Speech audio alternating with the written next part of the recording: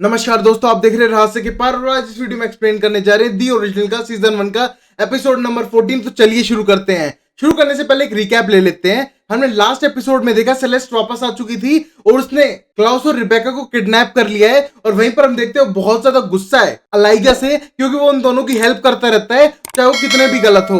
वहीं पर हम देखते हैं उसने हेली पे भी अटैक किया था और अलाइजा ने हेली को चुना अपने खुद के ब्लड को छोड़कर, और इससे वो बहुत ज्यादा गुस्सा थी और रिवेंज लेने वाली थी। अब देखते हैं एपिसोड नंबर 14 में आगे होता है क्या।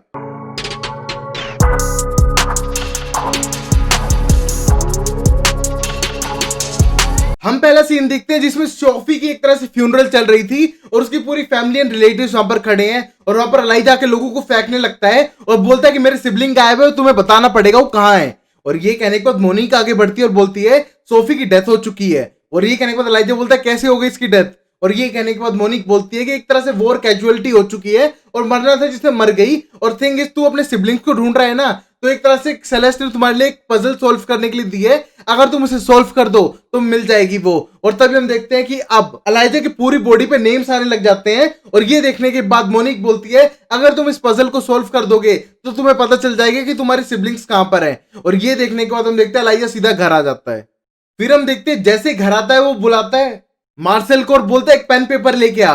और तभी मार्सेल बोलता है डोंट वरी, एक तरह से गुस्सा मत कर, सारे पुलिस सब कुछ लग चुके हैं उनको ढूंढने के लिए, डे वॉकर्स भी। और ये कहने को बोलता है पेन पेपर लेके आ और वो हेली को बुलाता है, अपनी शर्ट उतारता है और बोलता है मेरी बॉडी के ऊपर नाम है, इनको पढ़ के कुछ बताओ। और ये कहने के बाद बोलती है ये तो सबरीन का नाम लिखा हुआ है। और ये कहने को अलाइजा बोलता है अब समझा मैं, ये सारे वो नेम है जिसको पोजेस किया था सेलेस्ट ने और हमें एक तरह से पजल सॉल्व करनी है और पता लगाना है कि उनकी लोकेशन कहाँ है। और ये बच्चों वाला गेम खेल रही है सेलेस्ट मेरे साथ, क्योंकि वो टॉन्ट मार रही है मेरे पे, क्योंकि मैंने अपने ब्लड को ना बचा के एक तरह से हेली को मैंने बचाया है और इसलिए एक तरह से टॉन्ट है मेरे ऊपर। और तभी हम देखते हैं सारे नाम पढ़ने लगता है और तभी हम देखते हैं कि मार्सेल एक नाम पढ़ता है एना करके और बोलता है मैं इसको जानता था, 1 साल पहले इसकी डेथ हुई है, हम कुछ पता लगा सकते हैं। और ये देखने के बाद हम देखते हैं वहां से चले जाते हैं पता लगाने के लिए। अब फिर हम पता करते हैं एनी के पेरेंट्स से पूछने पता चलता है कि विश ने कोई गड़बड़ कर दी थी और एक तरह से एनी तो अच्छी लड़की थी, वो डार्क मैजिक नहीं करती थी, उसने अपने आप को डुबा के मार लिया। और ये बात करते करते हेली को फोन करके बताता है कि सेलेस्ट शायद बोर हो गई उसकी बॉडी से, तो उसने अपने आप को डुबा दिया और उसने सबरीन की बॉडी ले ली। अब फिर हेली पूछती है कि तुम्हें कैसे पता वही जगह थी। और तभी हम देखते हैं कि अलाइजा बोलता है उस जगह पे मैंने पहली बार सेलेस्ट को किस किया था और मुझे इसलिए वो जगह याद है। और तभी बोलती है तो क्रीपी था। और ये सुनने के बाद अब अलाइजा बोलता है मैं फोन रख रहा हूं, मुझे काम है। बट तभी हम देखते हैं कि हेली बोलती तो मेरे काम करोगे, मार्शल से पूछ सकते हो एक नाम के बारे में। और तभी अलाइजा बोलता है बताओ कौन सा नाम, ब्रिन डेवियोर। और ये सुनने के बाद अलाइजा बोलता है ओके पूछूंगा, बट इस नाम से क्या रिलेटेड है। और ये कहने के बाद बताती है ये सोफी की ब्लड लाइन है और जिसने एक तरह से मेरी फैमिली के ऊपर कर्ज किया था और एक तरह से ये सेलेस्ट थी, कोई और नहीं थी। तो मैं पता करना चाहती हूँ कि सेलेस्ट कर सकती है या फिर सोफी की फैमिली मेंबर्स भी कर्ज को उतार सकते हैं, क्योंकि सेलेस्ट ने सारे वेयरवुल्फ को बोला कि उसी ने कर्ज रखा था और ये वही उतार सकती है। और ये सुनने के बाद बोलता थैंक्स इन्फॉर्मेशन देने के लिए और मार्शल से पता करने की पूरी कोशिश करूंगा। और ये कहने के बाद फिर हेली बोलती है मैं समझ सकती हूँ तुम किस सिचुएशन से गुजर रहे हो, तुमने अपनी फैमिली को छोड़ के मुझे चुना, इस वजह से तुम्हारे अंदर एक गिल्ट है। और ये कहने को बोलता कोई गिल्ट नहीं है, मैंने सही ऑप्शन चुना है, मैंने एक तरह से तुम्हारे साथ उस बच्चे को चुना है जो मेरे भाई का है। और ये कहने के बाद सीधा फोन काट देता है। वही हम देखते हैं अलाइजा एक बंदे को पकड़ते हैं जिन पे उसको शक था और उसको पकड़ के उस रूम में ले आता है जहां पर सारे नाइट वॉकर वैम्पायर्स थे जिनके पास एक तरह से डे लाइट नहीं थी। वहीं पर हम देखते हैं गेट खोल के उसे बैठा देता है और बोलते मुझे सारे रिकॉर्ड चाहिए, क्योंकि कुछ टाइम पहले तेरे जैसे बेवकूफों ने ट्राई किया था हमको मारने का और हम पे अटैक भी किया था और उनके सारे रिकॉर्ड रख रखे थे पहले वाले मेयर ने, और वो रिकॉर्ड हमें चाहिए। और ये कहने का बोलता है मुझे तो इसके बारे में कुछ भी नहीं पता है। और तभी हम देखते हैं डोर क्लोज करने लगता है और जैसे अंधेरा छाता है सारे वैम्पायर उस पर अटैक करने के लिए आते हैं। और ये कहने में बोलता है ओके बताता हूँ, चर्च के ऊपर वाले एक रूम में हमने पुराने रिकॉर्ड को छुपा दिया था जब एक तरह से मेयर मरा, और प्लीज मुझे मत मारो। और ये कहने के बाद बोलता है देखा डराने से सारे काम निकल आते हैं। और तभी हम देखते हैं कि अलाइजा लीड कर रहा था इस चीज में। फिर हम देखते हैं कि वो चर्च के एडिक वाले पार्ट में चले जाते हैं और फाइल सर्च करने लगते हैं। और तभी हम देखते हैं अलाइजा एक बुक निकालता है और बोलता है मैंने यहाँ पर एक नाम पढ़ा है, तुम शायद जानते हो, ब्रिन डेवरो। और ये कहने के बाद बोलता है हाँ वो तो मुझे पता है, मेरी दोस्त थी, मेरे बहुत अच्छे स्पेल भी करती थी, हम बहुत अच्छे बडीज थे। और ये कहने के बाद बोलते तुम्हें पक्का पता है वही है, उस लड़की ने मेरी हेल्प की थी एक बड़े से पैक ऑफ वुल पे कर्ज करने के लिए और मुझे ज्यादा इरिटेट कर रहा था वो ग्रुप। और ये कहने को उसके पास आता है और बोलता है तुझे कैसा लगेगा जब क्लाउस वापस आ जाएगा और उसे पता चल देगा कि तूने हेली को बचाया और उसे नहीं। और ये कहने के बाद एलाइजा बोलता है मेरा पर्सनल मामला है, तुझे इसके बारे में बोलना नहीं चाहिए। तभी फिर मार्शल बोलता है मुझे पता है जो क्रेसेंट वेयरवुल्फ की लाइन है उसका हेली से कुछ तो लेना देना है, क्योंकि प्लांटेशन के अंदर कोई पार्टी चलने लग रही थी और मुझे तो पता चल ही जाता है, तुझे पता है एलाइजा, और वहां पर आग लग गई थी और वापस भाग गए थे। अच्छा है भाग गए हैं, बट थिंग इज उन पे कर्ज किया था एंड पार्टी वाली बात तो मुझे बहुत पहले ही पता चल चुकी थी। और ये कहने के बाद एलाइजा बोलता है अगली बार तूने हेली का नाम भी लिया और उसको टच करने की कोशिश की तो याद रखना तू इस धरती पे उस तेरा आखिरी दिन होगा वो। मार्शल बोलता है मैं समझ गया, तुम्हारे नर्व पे हिट किया है और मुझे शायद हेली के बारे में नहीं बोलना चाहिए। उस मोमेंट पर एलाइजा एक नाम ढूंढ लेता है और बोलते है ये रहा नाम क्लेयर, ये कुछ नामों में से एक है जो मेरी बॉडी के ऊपर था। और ये कहने को बोलते तू इसे जानता था क्या?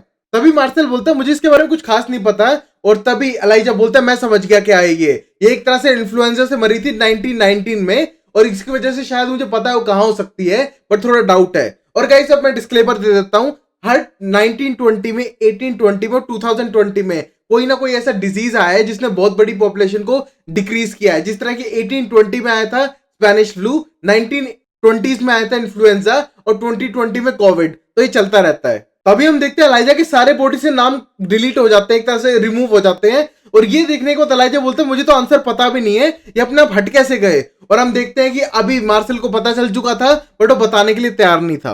अब फिर हम अगले सीन में रिबेका को देखते हैं जो उठती है एक अबेंडेंट हॉस्पिटल में और उसको विजन्स आ रहे थे हॉस्पिटल के पुराने दिनों के। और तभी हम देखते हैं 1990s के टाइम पे उसको विजन्स आने लग रहे थे, वहां पर लोग उल्टियां कर रहे हैं खून की, उनकी हालत खराब है। और ये सब देख कर डर रही है और डरते डरते बाहर भागने की कोशिश करती है हॉस्पिटल से। और जैसे वो बाहर जाती है हम देखते हैं कोई उसे स्टेक कर देता है और वो जमीन पे गिर जाती है। और वो विच और कोई नहीं जेनेवी है जो एक तरह से रिबेका से बदला ले रही है अपना। तभी हम देखते हैं रिबेका को अंदर लेके आ चुकी थी और उसका ब्लड लेके एक तरह से कोई पोर्शन बना रही है और बोल रही है कि तुम्हारी बॉडी के अंदर मैंने इतना सा वुल्फ वेनम डाल रखा है कि तुम ढंग से बिहेव क्या खड़ी भी नहीं रह सकती हो। और तुम्हें कैसे लगा वो लड़का जो तुम्हें बहुत ज्यादा फ्लर्ट करने लग रहा था? और वो कहते हुए एक तरह से कुछ पोर्शन बनाने लग रही थी और बोलती है पुअर रिबेका, अब पता नहीं तुम्हारे साथ क्या होगा। तभी हम देखते हैं उसके पास आती है और रिबेका से बोलती है मुझे पता है कि तुम बहुत ज्यादा पेन में हो और मैं तुम्हारी फ्रेंड थी, याद है तुम्हें? और तभी हम देखते हैं एक फ्लैशबैक का सीन न्यू ऑरलिंस का 1919 का, जहां पर इन्फ्लुएंजा बहुत बुरी तरह से फैला हुआ है।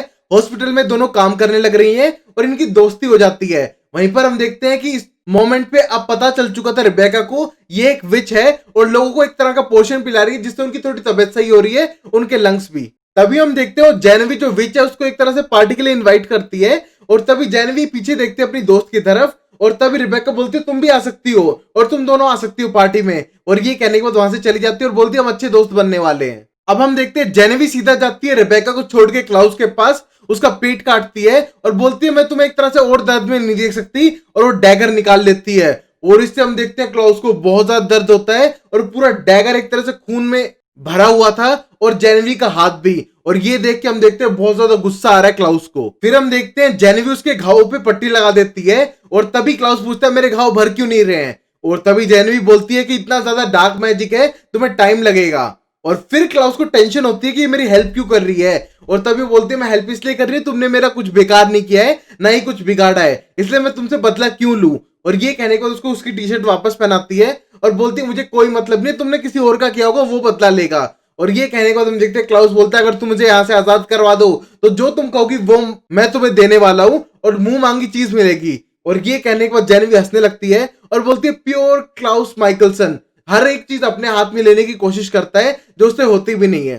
तभी हम देखते हैं बोलती है कि मुझे शायद रिबेका के बारे में तुम्हें कुछ बता देना चाहिए। और ये कहने के बाद क्लाउस बोलता है मेरी बहन को हाथ भी लगाया तो मैं छोड़ूंगा नहीं, उसको छोड़ दो, उसने कुछ नहीं किया है। और ये कहने के बाद बोलती है रियल में उसने कुछ नहीं किया, तुम रियलिटी तो जानते नहीं हो उसके बारे में और जो मैं तुम्हें बताने जा रही हूँ। तभी हम देखते हैं बड़ा सा बाउल ले जाती है और बोलती है ये पी लो तुम्हारी सेहत सही हो जाएगी।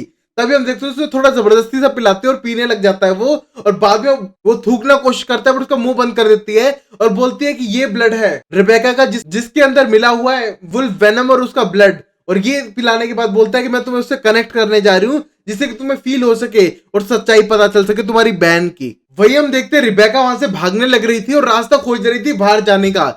और तभी हम देखते हैं उस मोमेंट पे जेनेवी क्लाउस को बोलती है कि मैंने तुम दोनों को इतना वीक कर दिया है कि मैं थोड़ा माइंड कंट्रोल कर सकूं और तुम उससे कनेक्ट करके बता सकूं कि उसने क्या क्या प्लान किया है और उसको विजन दिखाते हुए उसको एक तरह से कंट्रोल कर सकूं और बता सकूं कि तुम्हारी बहन ने तुम्हें कितनी बुरी तरह से बिट्रे किया है। उसी मोमेंट पे हम देखते हैं कि भागने लग रही थी रिबेका यहाँ वहां, और भागते भागते उन सब लोगों की आत्माओं को देख सकती है, विजन्स देख पा रही है जिसको उसने मरते हुए देखा था वहां पर 1990s में, और ये देख के बहुत ज्यादा वो घबरा रही थी। फिर हम फ्लैशबैक का सीन देखते हैं जहां पर आ चुका था हॉस्पिटल के अंदर मार्सेल, और वो बहुत ज्यादा इंटीमेट हो चुका है रिबेका के साथ, और पूछते तूने एक तरह से जेनवी से बात की क्या नहीं पूरी स्पेल करने के लिए, और ये कहने को बोलती नहीं अभी तो हम अच्छे दोस्त बने हैं और मैं उसको यूज नहीं करना चाहती हूँ, मुझे वो अच्छी दोस्त लगी, बहुत ही स्वीट लड़की है। और ये कहने के बाद मार्सेल बोलता है फिर देख लो तुम्हें और कोई विच चाहिए या फिर कोई और प्लान है तुम्हारे पास, क्योंकि हमारे पास और कोई चारा नहीं है अगर हमको एक साथ रहना है तो। और ये कहने को बोलती है हाँ मुझे एक साथ रहना है,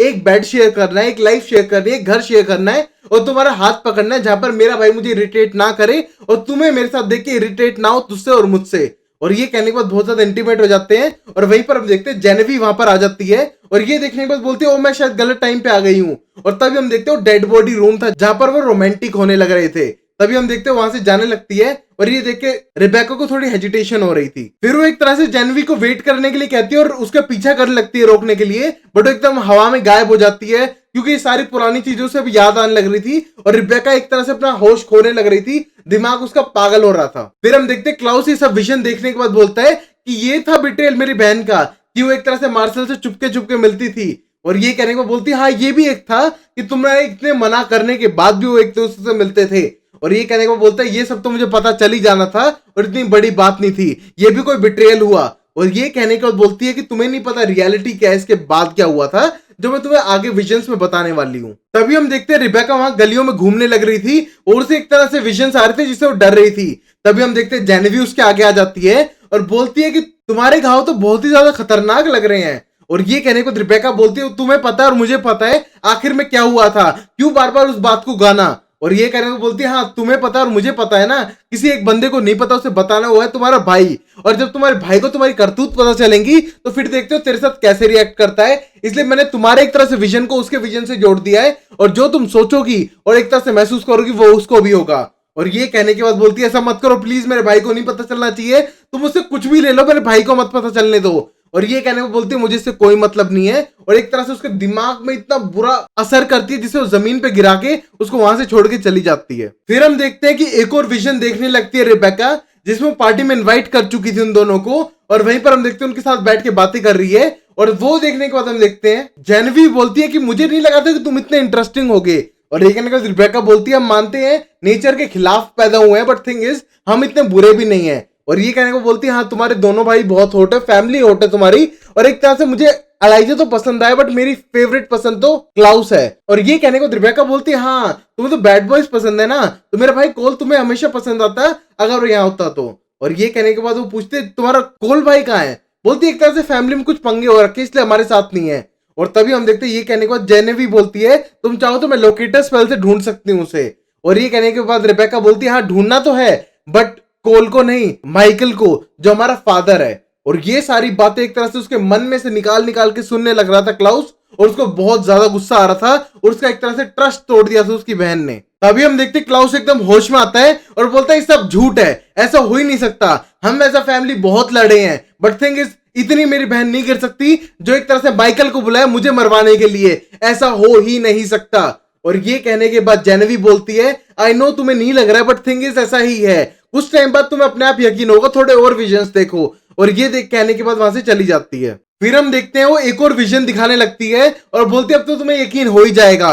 उस मोमेंट पे हम देखते हैं कि वो सेमेट्री के अंदर थी और एक तरह से स्पेल कर रही थी लोकेटर स्पेल, जिसे पता लगा कि उसको इनविटेशन भेज सके कि वो न्यू ऑरलिंस पे आ जाए माइकल। और ये देखते समय बोलता है ऐसा मेरी बहन नहीं कर सकती है। और ये विजन देखते हम देखते हैं कि वो अभी मार्शल के साथ खड़ी थी और वो उसका हाथ पकड़े खड़ी थी, और वहां पर हम देखते हैं जेनेवी एक तरह से पूरा मैजिक रिचुअल कंप्लीट करती है। और ये देखने के बाद वो बोलता है मेरी बहन ने क्या कर दिया, और चिल्लाता है रिबेका करके। और ये देखने के बाद हम देखते हैं कि सेम बिल्डिंग में रिबेका है और वो डर चुकी है आवाज सुन के, और उसको पता चल चुका है कि उसके भाई को पता है भी सारी बातें और अब वो उसे नहीं छोड़ने वाला है। तभी हम देखते हैं रिबेका बिल्डिंग से भागने का पूरा ट्राई कर रही थी, और तभी हम देखते हैं गेट नहीं खुलता और उसके सामने सबरीन AKA सेलेस्ट आ जाती है। और तब बोलती सबरीन तुम, और बोलती सब लोग मुझे सबरीन बुलाते हैं बट थिंग इज मेरे मल्टीपल नाम रहे सदियों तक, मुझे अपना पहला नाम सबसे ज्यादा पसंद है सेलेस्ट। और ऊपर से तुम रिबेका अब कहीं नहीं जा सकती हो, तुम एक तरह से दोनों भाइयों के बीच में फंस चुकी हो और तुम क्या एक भाई को चुनोगी और वो तुम्हें चुनना पड़ेगा और तुम सब लायर हो जैसे कि तुम्हारा भाई। और ये कहने के बाद बोलती है नहीं, अलाइजा कभी भी लायर नहीं था, वो गुड मैन है। और ये कहने के बाद बोलती है सेलेस्ट तुम सब एक दूसरे को कितना डिफेंड करते हो और तुम सबको पता तुम कितने बेकार इंसान हो। और ये कहने के बाद उसके बीच में बहस छिड़ जाती है और हम देखते हैं रिबेका बोलती है मैं तुम्हें जान से मार दूंगी। और तभी सेलेस्ट बोलती है तुम मार चुकी हो, इस बॉडी को नहीं बट दूसरी बॉडी को, बट हाँ मार चुकी हो। याद करो 1990 का टाइम। तभी वो फ्लैशबैक का सीन देखते हैं जहां पर हम देखते हैं रिबेका जाती है सीधा जेनेविव के पास और उसको जाने के बाद बोलते हैं तुमसे इंपॉर्टेंटली कुछ बात करनी है। तभी हम देखते हैं जेनेविव एक तरह के पेशेंट का इलाज कर रही थी अपनी दोस्त क्लेयर के साथ। और तभी हम देखते क्लेयर बोलती तुम जाओ मैं यहाँ पर संभालती हूँ। और जाने से पहले मैं बता रही हूँ कि जब तुम आओ तो नए कपड़े पहन के आना और ऊपर से जो तुम्हारे पास टॉवल है उसको भी क्लीन कर लो, वो एक तरह से इन्फेक्टेड है। और तभी हम देखते हैं वो सीधा जेनेविव उसके साथ चले जाती है और वो जेनेविव से बोलती है प्लीज माइकल को वापस भेज दो क्योंकि हमें नहीं चाहिए। ऊपर से वो अलाइजा को मार देगा और शायद मुझे भी, मैंने बहुत बड़ा रिस्क लिया है माइकल को बुला के, और माइकल को प्लीज वापस भेज दो, रास्ते में ही होगा। और ये कहने के बाद जेनेविव बोलती है मैं ऐसा कैसे कर सकती हूँ, तुम एक तरह से उसे बुला चुकी हो, अब मैं इसमें मैं कुछ भी नहीं कर सकती। और ये कहने के बाद रिबेका डर जाती है और बोलती है अगर क्लाउस को पता चल गया है मैंने किया है तो बहुत बड़ी गड़बड़ हो जाएगी, प्लीज तुम इसे वापस कर दो। और ये कहने के बाद जेनेविव बोलती है ऐसा तो हो ही नहीं सकता। और ये कहने के बाद रिबेका बोलती है तुमने सारी गलत चीज की है इसमें। और जेनेविव बोलती है मैंने गलत किया है, तुमने मेरे से दोस्ती सिर्फ इस चीज के लिए की थी और क्लाउस मुझे मार देगा और मेरी पूरी फैमिली को भी, इसलिए तुम्हें क्लाउस को सच सच बताना होगा। और ये सुनने को रिबेका बोलती है मेरे पास कोई और ऑप्शन नहीं है। और तभी हम देखते हैं इन्फेक्टेड कपड़ा लेके उसके मुंह में डाल देती है जिससे हम देखते हैं जेनेविव एक तरह से इन्फेक्टेड हो जाती है इन्फ्लुएंजा से। और ये देखने के बाद उसकी दोस्त क्लेयर वहां पर आ जाती है रूम के अंदर और बोलती है यहाँ पर क्या हो रहा है। और तभी हम देखते हैं रिबेका उसको भी इन्फेक्टेड कर देती है और पूरी डॉक्टर और वार्ड की टीम को बोलती है कि दोनों इन्फेक्टेड है, इन्हें कमरे में बंद कर दो। और तभी हम देखते हैं कि अब सेलेस्ट बोलती है मैं वो क्लियर थी उस टाइम बॉडी में और ऊपर से मैंने अपनी दोस्त की मदद करनी चाहिए पर तूने हमको एक कमरे में बंद करवा दिया और करवाने के बाद हमको तड़पती मौत मिली। जेनेविव के पास तो कोई ऑप्शन नहीं था मारने के सिवाय, मैंने सिर्फ बॉडी स्विच कर ली। बट थिंग इज अब हम दोनों वापस आ चुके हैं तो उससे बदला लेने के लिए। अब हम देखते हैं कि इस मोमेंट पे हेली एक तरह से रिसर्च कर रही थी इंटरनेट पे, उसके पास एकदम आ जाता है एलाइजा और बोलते चुप, मैं तुम बताना चाहता हूँ तुम सही थी डेवरो फैमिली के बारे में। और तभी हम देखते हैं वहां पर मार्शल आता है और बोलता है कि तुम अब सर्च कर सकती हो। और तभी हम देखते हैं हेली एक फोटो दिखाती है जिसमें क्लेयर की फोटो थी और बोलती है हाँ यही है क्लेयर और मैंने इसे शायद कहीं देखा है। और ये कहने को हम देखते हैं कि मार्शल कुछ भी नहीं बोल रहा था और तभी अलाइजा को शक जाता है। अलाइजा उससे पूछता कोई तो गड़बड़ है और तभी मार्शल बोलता कोई गड़बड़ नहीं है और मेरे हिसाब से जगह पता है मुझे, तुम ऐसा करो सैनिटेरियम में जाके पता करो शायद वो वहीं पर मिलेंगे। और ये कहने के बाद अलाइजा बोलते तुम्हें इसके बारे में कैसे पता, कुछ तो गड़बड़ है जो तुम छुपा रहे हो। और तब बोलता हाँ मैं बता तो दूं बट थिंग इज शायद तुम मुझे माफ ना कर पाओ और तुम्हें पसंद ना आई ये चीज और शायद आई होप कि तुम मुझे माफ कर दो और स्पेशली क्लाउस। और ये कहने के बाद अलाइजा बोलता साफ साफ बोलना क्या चाहता है तू। और ये कहने के बाद बोलता मैं और रिबेका बहुत ज्यादा प्यार में थे और क्लाउस हमारा दुश्मन बना हुआ था तो हमने ऐसा किया माइकल को बुलवा लिया था।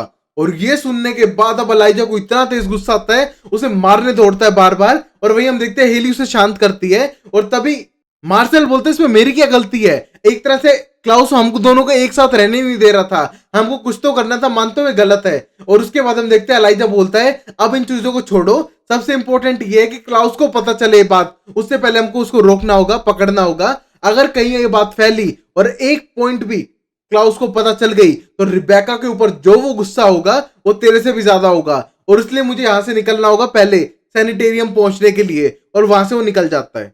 अब फिर हम देखते हैं जेनेवी आजाद कर देती है एक तरह से क्लाउस को और क्लाउस सीधा डैगर लेके जेनेवी की गर्दन पे रखता है बट जेनेवी कुछ भी मूव नहीं करती। और हम देखते हैं कि इस मोमेंट पे इतना ज्यादा क्लाउस को गुस्सा था वो जेनेवी को छोड़ के सीधा निकल जाता है और बोलता है रिबेका रिबेका कह के चिल्लाने लगता है पूरे कॉरिडोर में। और ये देखने के बाद अब जेनेवी बहुत ज्यादा खुश थी। तभी हम देखते हैं कि बिल्डिंग के पास आके खड़ी होती है गाड़ी जिससे निकलते हैं अलाइजा और मार्शल और बोलते हैं बिल्डिंग को आधा आधा बांटते हैं और ढूंढना स्टार्ट करते हैं, हमारे पास टाइम नहीं है, गड़बड़ होने से पहले पकड़ लेते हैं। तभी हम देखते हैं वो दोनों निकल लेते हैं। वही हम देखते हैं थोड़ी देर बाद बिल्डिंग से सबरीन निकलती है और तभी हम देखते हैं उसको निकलते देख पीछे से हेली आती है, उसको सर पे एक रोड मारती है और बोलती है विच विच मुझे तुमसे पर्सनली कुछ चैट करनी है। और हम देखते हैं उस मोमेंट पे रिबेका भागने लग रही थी बिल्डिंग में और उसके पीछे आ जाता है एकदम निकलाउस और निकलाउस बोलता है तुमने क्या किया। और तभी रिबेका बोलती है मैंने ये सब नहीं किया, ये सब झूठ है। और तभी निकलाउस बोलता है तुम्हारे चेहरे पे लिखा हुआ है कि ये सब सच है और मैं तुम्हें छोड़ने नहीं वाला हूं। और तभी हम देखते हैं रिबेका भागने लगती है और कहते हैं कितना भागोगी, मैं एट लास्ट तुम्हें पकड़ ही लूंगा। अब फिर हम देखते हैं कि अब सीधा पकड़ लेता है क्लाउस उसे और कहता है कि अब मैं तुम्हें एक तरह से डैगर नहीं करूंगा, तुम्हारी कहानी खत्म करूंगा जो तुमने मेरे साथ करने की कोशिश की है, और एक तरह से ये वाला डैगर दूंगा, इससे तुम नर्क महसूस करोगी। एक जिंदगी में जितने भी तूने गलत काम किए हैं सारे तुझे याद आने लगेंगे और टाइम का पता ही नहीं चलेगा, और ये नर्क से भी खतरनाक चीज है जो मैं महसूस कर चुका हूं अब तुम करोगी। और ये कहने के बाद हम देखते हैं कि अब रिबेका बोलती है हाँ मार दो, अब कुछ और नहीं बचा। और तभी उसका भाई बोलता है कि तुम कुछ भी नहीं चाहती हो, तुम नहीं मर्सी मांगोगी, तुम मुझसे भीख नहीं मांगोगी। और ये कहने को बोलती है नहीं 1% भी नहीं।